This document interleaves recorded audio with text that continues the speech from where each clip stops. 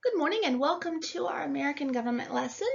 This is Miss Kim and this is our very first content lesson, and this is lesson 1, Principles of Government. Now a lot of this we're going to actually cover in deeper detail as we move through the course, but this is just going to kind of give you an overview of the principles of American government and government in general, because you're going to do a lot of comparing and contrasting of different types of government and theories of government as we move through our time together. Not just today, but as we move through our class. Here's today's agenda. We're going to define government and the basic powers that every government holds. We're going to define 4 defining characteristics of a state. We're going to identify 4 theories that attempt to explain the origin of the state. We're going to understand the purpose of government in the US and other countries. And we're going to define basic vocabulary regarding government. So we're going to spend the next couple of slides talking about some essential vocabulary. So first thing is government. Government is the institution through which a society makes and enforces its public policies. Public policies are all those things a government decides it's going to do. So all that stuff that a government says, we're going to do this, this, this, and this, that is public policy.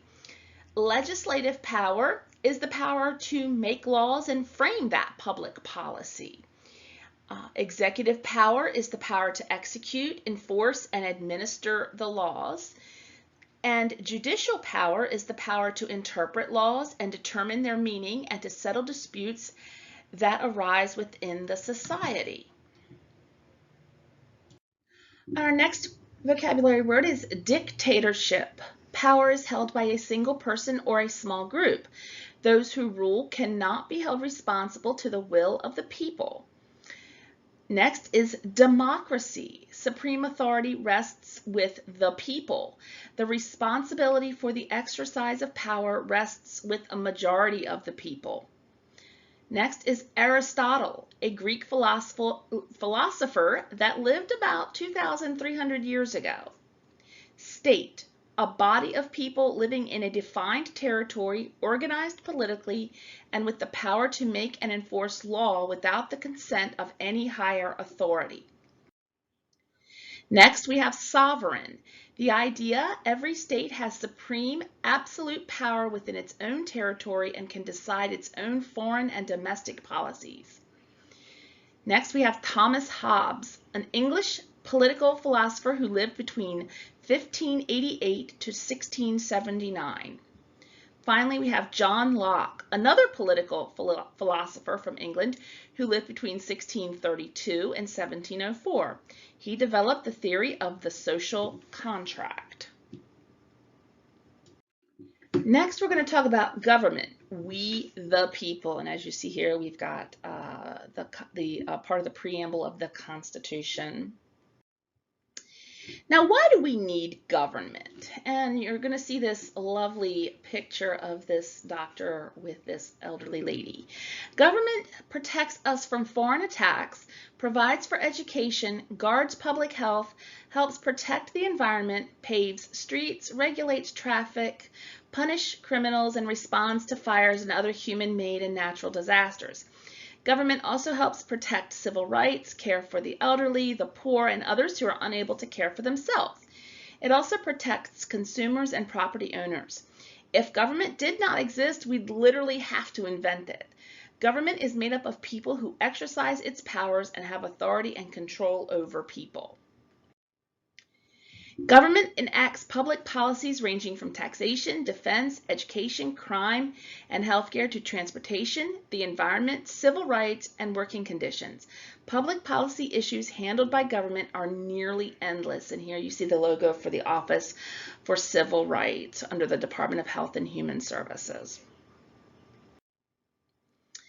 Now, Governments, there are basic powers that every government has, whether it's a dictatorship, a theocracy, an autocracy, a monarchy, any of it. Governments must have power in order to make and carry out public policy. Every government has and exercises three basic kinds of powers: legislative power, executive power, and judicial power. These powers are often outlined in a country's constitution. Power is the ability to command or prevent action, or the ability to achieve a desired end. A country's constitution is the body of fundamental laws setting out the principles, structures, and processes of a government. Governments can be run by one person or a small group of people, as in a dictatorship, or power can rest with the majority of people, as in a democracy, which is what we are. We're actually a republic, but we elect our leaders democratically. And let me try to fix this camera. Oh my goodness, I gotta get some better lighting here. Government is a human invention. Government is among the oldest of all human inventions. It appeared when humans realized they could not survive without a way to regulate their own actions as well as the actions of their neighbors. And here we have a statue of Aristotle. The appearance of major political ideas began early in history. The earliest evidence of government date from ancient Egypt and about the 6th century BC. Aristotle noted that, quote, man is by nature a political animal, unquote. He was only recording what had been obvious for thousands of years. So Aristotle was, part of an elite group of philosophers that included Socrates, Plato, among others. What did Aristotle mean by, quote, political, unquote? Politics and government are literally two different things, though many kind of equate the two. They kind of push the two together. Politics is a process. So politics, P, process, P, while government is an institution. Politics is the process by how we decide how power and resources will be allocated within society. So think of politics as the process that we go through to decide how we're going to run our government. It enables a society to decide who will reap the benefits and who will pay reap costs of public policy. Politics is sometimes used in a way that suggests it is immoral or something to be avoided. So we sometimes say politics like it's a dirty word, and it's neither good or bad, it's just necessary. One cannot conceive of government without politics, which is why we sometimes tend to intermesh and intertwine the two and say that they're both the same thing, which they're literally not. They're literally two completely different things, and I wish I could find some good lighting. The state. Now, this is where, living in the U.S., we sort of have this view of what a state is, and it's actually not what we think. So a state in the governmental sense, does not mean a state like Maine, Florida, Maryland, or Washington, but a state in this case refers to a country. There are more than 200 states in the world today, to sort of give you a sense of what I mean. So a state in the governmental sense would be Canada, Mexico, Britain, Iran, Russia, Ukraine, South Africa, Angola, places like that. And each vary greatly in size, military power, natural resources, and economic importance. A state also has 4 distinct characteristics. It has a population, it has territory, it has sovereignty, and it has a government. Now, the term state describes a legal entity and is usually called a nation or a country. In the strictest sense, a nation is an ethnic term, okay? And I don't mean ethnic in a derogatory way, but it's an ethnic term referring to race or other large groups of people. The term country is a geographic term referring to a particular place, region, or area of land. So a state can actually be a conglomeration of a nation or a country. So to give you an example, Iraq is a state that comprises many nations and sort of different countries, different groups of people or regions. Okay, so because you have your ethnic Kurds and so forth and so on, that live in parts of Iraq and so forth and so on. So a state is basically sort of an artificial creation. Okay, and so we sort of get into the idea of defining states. And if you're following my American history and world history lecture series, we're going to, as we go through those two series, you're going to see the development of states as artificial markers and boundaries. Okay, so the first marker of a state is population. Obviously, a state has to have people.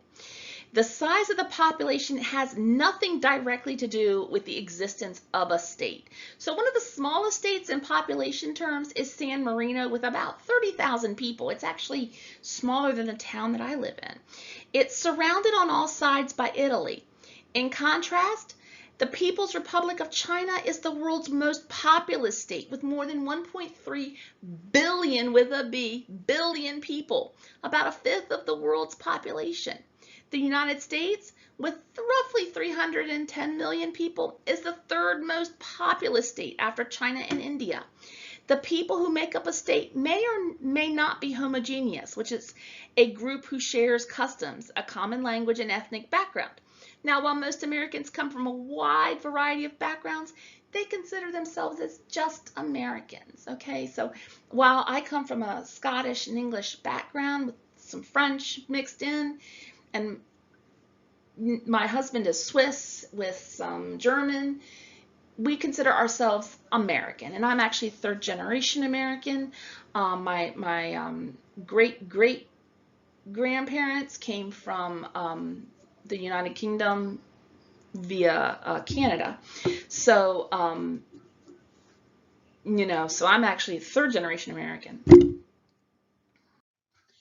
Now, a state also must have territory, that is, physical land with known and recognized boundaries. Now, the states in today's world vary as widely in their territory size as they do in their population size. Here too, San Marino is among the world's smallest territories, covering a mere 24 square miles, smaller than thousands of cities and towns in the U.S. The U.S. also recognizes the state of Vatican City, which some countries don't recognize, which is why I'm going to use it as an example here, which is completely surrounded by the city of Rome and has a permanent population of less than 900 and a land area of only 109 acres.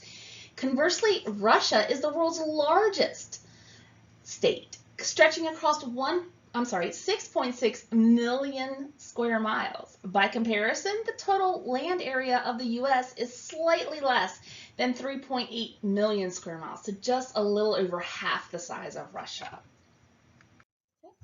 Now, the third characteristic of a state is that it must be sovereign, meaning it has absolute power within its own territory and can decide its own foreign and domestic policies. It is neither subordinate nor responsible to any other authority.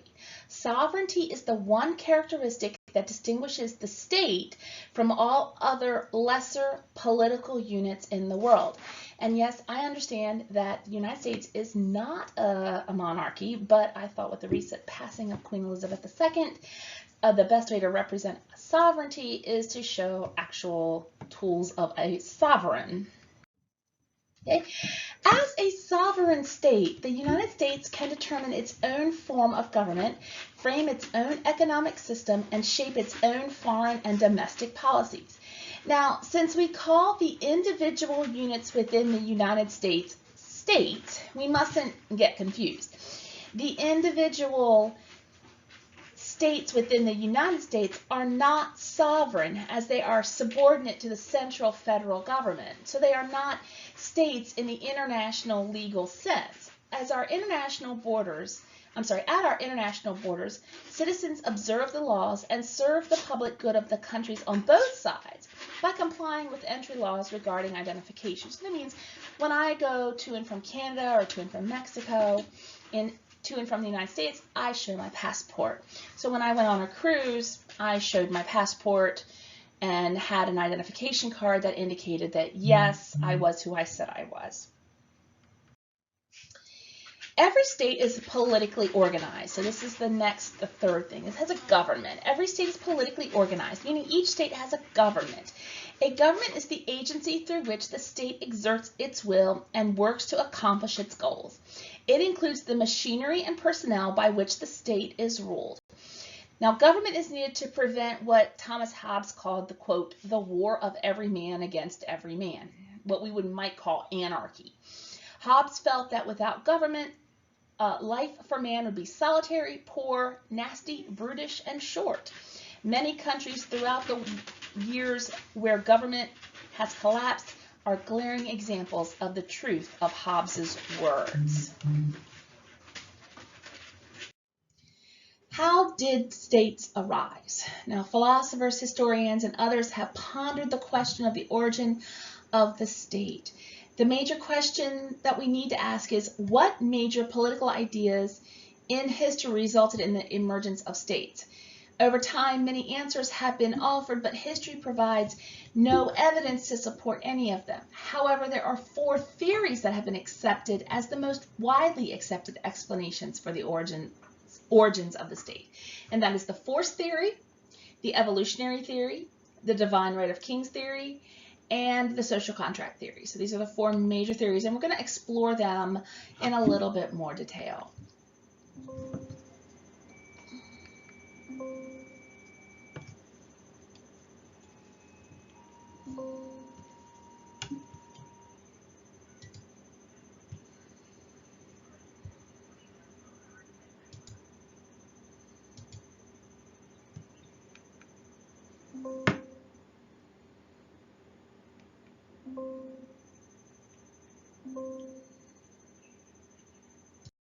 Now, first of all, the force theory. Most scholars believe that the state was born of force. They believe that one person or a small group of people claimed control over an area and forced all those within it to submit to their control. With that control, the 4 elements of a state, population, territory, sovereignty, and government, were present. Second is the evolutionary theory. Some scholars claim the state was a natural outcropping of the family. They hold that the primitive family, of which one was the head and thus the government, was the first stage in political development. Over time, this family became a network of related families called a clan. The clan grew to a tribe, and when the tribe turned to agriculture and ended its nomadic ways, thus tying itself to the land, the state was born. Next, we're going to talk about the divine right of kings theory. Now, this theory, and this is Queen Elizabeth I, this is like one of my favorite paintings of her. This theory was widely accepted in much of the Western world from about the 15th century to the 18th century.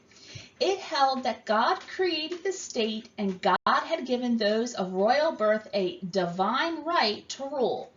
The people were bound to obey the ruler as they would God, as opposition to the divine right of kings was both treasonous and a mortal sin. Now, in the 17th century, philosophers began questioning that theory. The thought processes that led to modern-day democracies began with the rejection of the theory of the divine right of kings. Continuing with that, we must understand that this idea is not new at all. Many cultures practiced a form of emperor worship. Divine right of kings is born out of that idea of quote-unquote emperor worship, including the Egyptians, the Chinese, the Aztecs, the Romans, and the Mayans. Now, even up until 1945, the Japanese emperor governed by the divine right of kings. Next, finally, we're getting into social contract theory, which is where we're going to spend some time, and we're going to keep building on social contract theory as we continue our study of American government. Social contract theory argues the state arose out of a voluntary act of free people. Now, it holds that the state exists only to serve the will of the people, and that the people are the sole source of political power, and they are free to give and withhold the power as they choose. Now, while this may seem far-fetched today, it does promote some great concepts. Now, these concepts that were promoted, popular sovereignty, limited government, and individual rights, were immensely important to the shaping of American government. And this is my friend here, Thomas Hobbes, and we're going to talk a great deal about old Tom here. Okay. Continuing along with social contract theory, the American Declaration of Independence justified revolution through social contract theory, arguing King George III, whom is pictured here, violated that contract. Thomas Jefferson called the document, quote, pure Locke, and we'll discuss who Locke is a little bit later.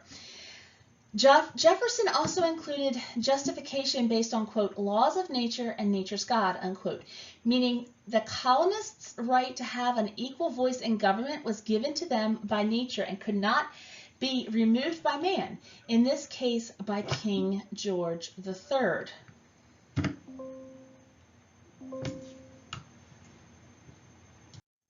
Now, what does government do? What exactly is the purpose of government? Now, the answer to this question is meaningfully stated in the Constitution of the United States.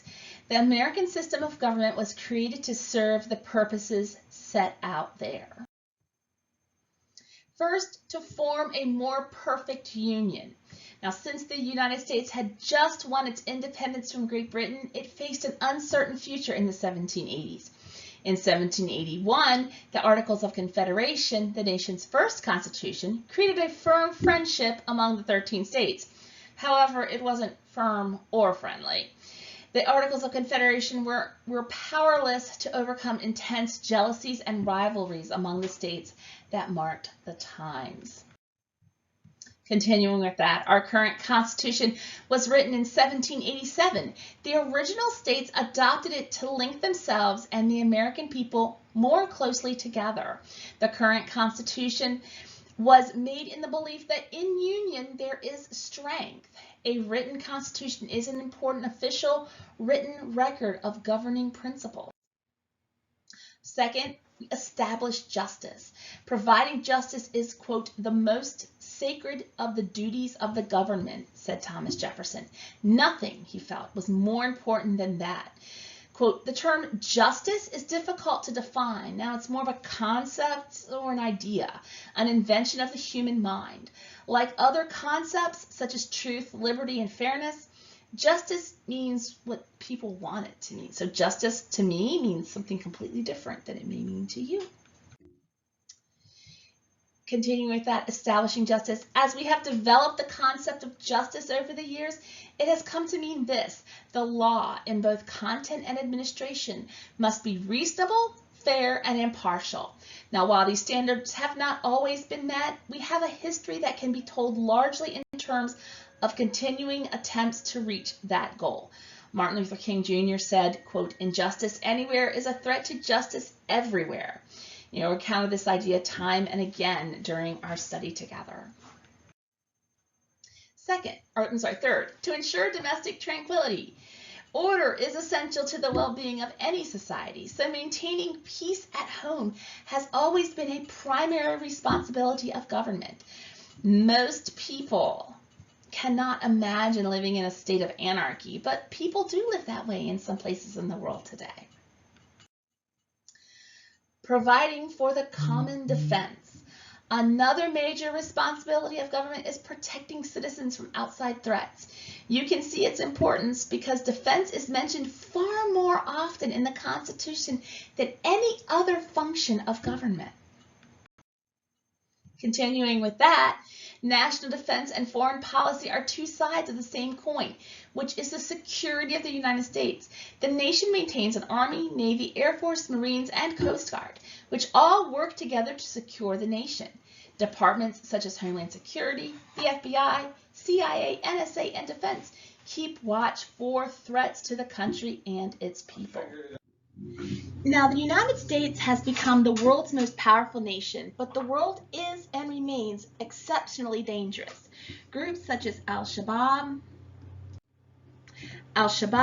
ISIS, Al-Qaeda, and others necessarily mean we must maintain our vigilance and armed strength and supremacy. The Evening News provides abundant proof of that fact.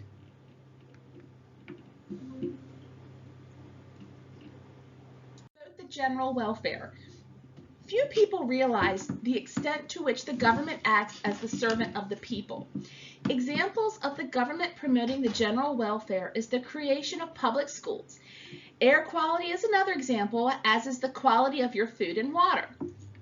The list of tasks government performs for your benefit goes on and on. The functions of our government provides benefit all or most of the people. So in some countries, the government owns the means of production of things like steel mills and oil refineries. Now that doesn't occur in the United States because that only provides a benefit to a handful of people. Here, what government provides, the tasks that our government provides is for the benefit of everyone, not just a handful of people. Next, our government secures the blessings of liberty. Now, we were a nation founded by those who loved liberty and prized it above all earthly possessions. The framers believed, along with Thomas Jefferson, that, quote, the God that gave us life gave us liberty at the same time. They subscribed to Benjamin Franklin's axiom that, quote, they that can give up essential liberty to obtain a little temporary safety deserve neither liberty nor safety. American dedication to freedom for the individual recognizes that liberty cannot be absolute. Okay, now this is kind of a sort of a quandary that we sort of face. It's more of a relative matter. Among the responsibilities, duties, and obligations of citizenship are observing the laws and serving the public good. We are not free to do what we please because that would interfere with the freedom of someone else. So in other words, you're free to do whatever you want. However, your freedom can't interfere with my freedom. So as soon as your freedom to do what you want interferes with my freedom or the freedom of my family, then your freedom stops. You can't have that much freedom because we all need our own freedom. Now, finally, we have patriotism. The federal and state constitutions set out guarantees of rights and liberties in the country. That does not mean that those guarantees are so firmly established that they exist forever. Each generation must learn and understand them anew and be willing to stand up for them when necessary and in their own way. So for many, the inspiration to protect our freedoms comes from a deep sense of patriotism. Many argue it is a citizen's responsibility, duty, and obligation to foster their individual patriotism. Many people stand up for patriotism by going and joining the military. Other people do it the way I'm doing it, by teaching and restoring and teaching about government and history so the next generation of people understands it. Patriotism is the love of one's country, the passion that drives one to serve the country either by defending it from invasion or helping maintain its laws and institutions. Patriotism is the defining characteristic of a good citizen, the noblest passion that gives life to men and women. As a good citizen, you too must agree with Thomas Jefferson. Quote, eternal vigilance is the price of liberty, or as Mad-Eye Moody once put it in one of the Harry Potter books, constant vigilance. As always, you can contact me at mayorofshatpoint@gmail.com. You can always leave a comment on my videos to let me know what you're thinking. Next, you can reach me on my social studies blog at fairandbalancedsocialstudies.blogspot.com or at kimgroves.net. Finally, like and subscribe. Hit that subscribe button so you know when I upload some new content. There will be a lots of extension questions with a copy of Federalist number 51 for you to be looking at this week.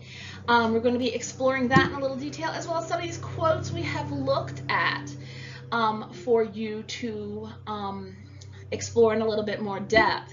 And until next time, our next video in our history series, our history and government series, will be a world history video. So I hope you'll be on the lookout for that. And until next time, this is Miss Kim, and I hope you have a lovely day. Thank you.